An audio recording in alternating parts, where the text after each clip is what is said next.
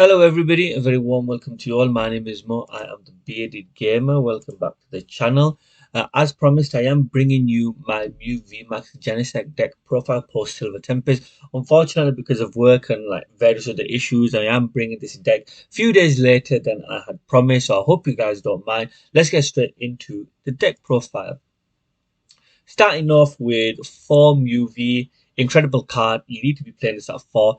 Any less than 4, in my opinion, you're just playing the deck wrong. So yeah, we play 4 Mew V. Let's not forget its retreat cost is 0, which is absolutely insane.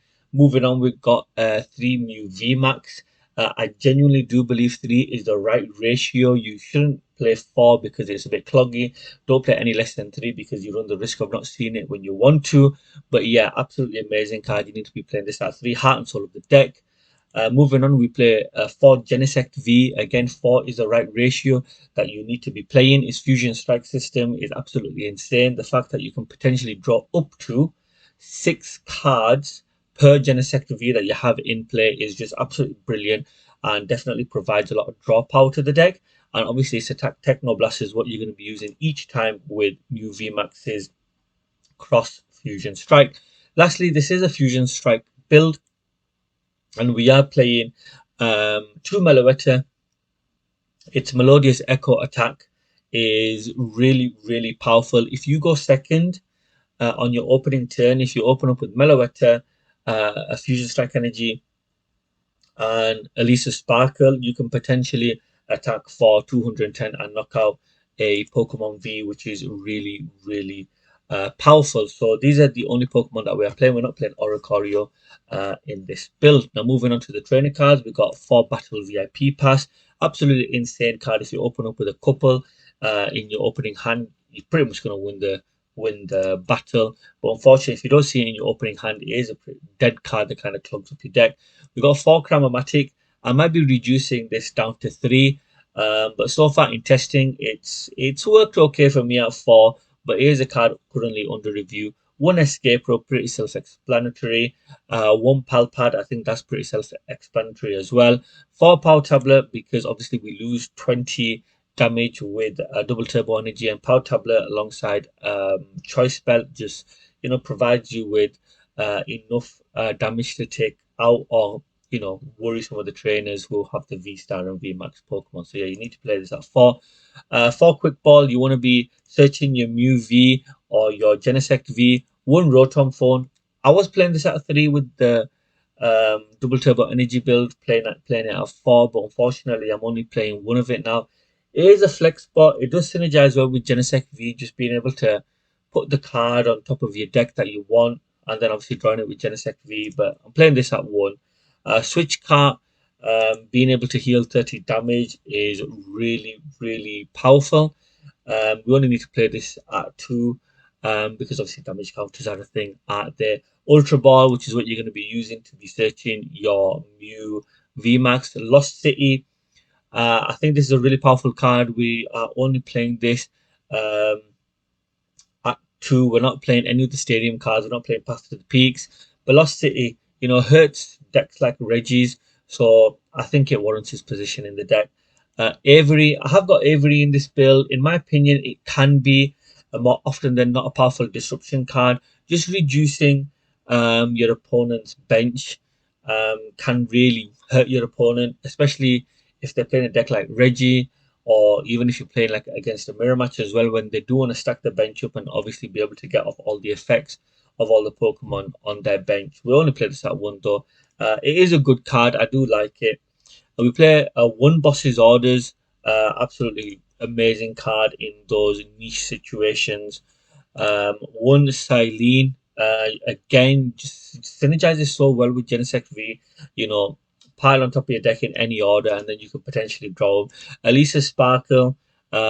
Fantastic card. Works so well with Meloetta to potentially get off 210 damage in your opening turn if you are going second. But we only play this at 2, really. We don't need any more. I am playing Marnie in the deck. Marnie is just absolutely fantastic in disruption. Your opponent could have like 8, 9 cards and then just forcing them to, you know, shuffle the hand back into the deck and then only draw 4 cards. It just slows them down really. Will force them to play a different move. But yeah, I do like this card, but we're only playing this at one. I am still playing one Roxanne. Roxanne is a very niche card. More often than not, honestly, I am discarding it off like Quick Ball and Ultra Ball. But I do like it. It's a very powerful card late game, especially if you are in the grind game against some of the top tier decks. But again, I'm only playing this at one. It is a card up for review. I might take it out. I'm not entirely sure. Still testing the deck, to be honest. Haven't had much time because work has been so busy.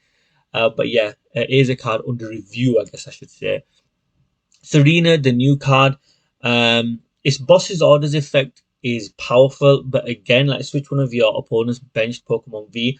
Doesn't work if you're playing against a deck like Reggie's who don't even use Pokemon V. But then discard up to 3 cards from your hand, draw until you have 5 cards. Again, it can be weak draw support or it can be great draw support. It's hard to say really because I do feel this is a card very situational.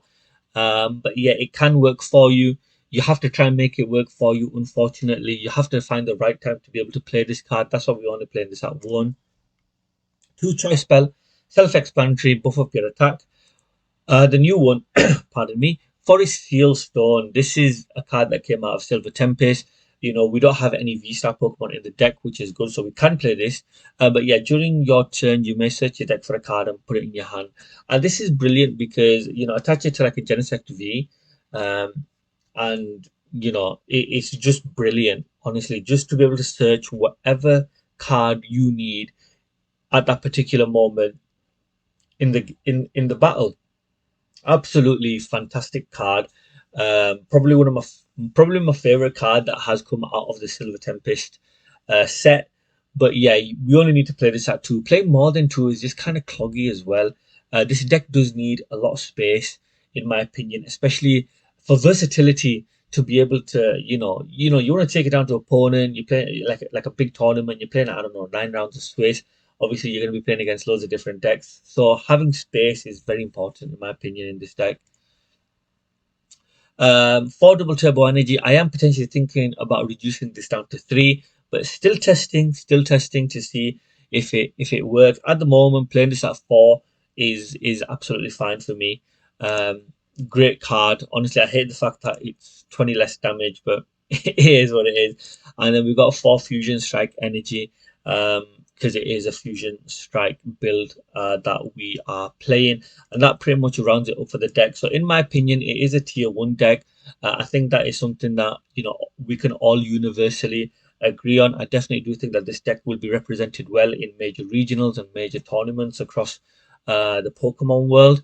I do think that you can put different variations of cards within the deck to suit yourself without um, reducing consistency.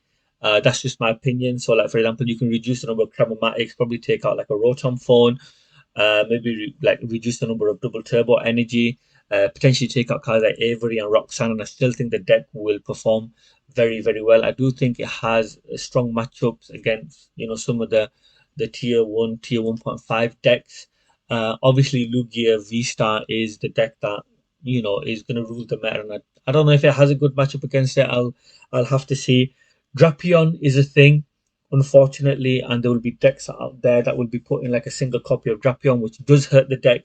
Honestly, it can take out like a Mew V Max, and then all of a sudden your opponent's got only 3 prize cards that they need to take in order to win the battle.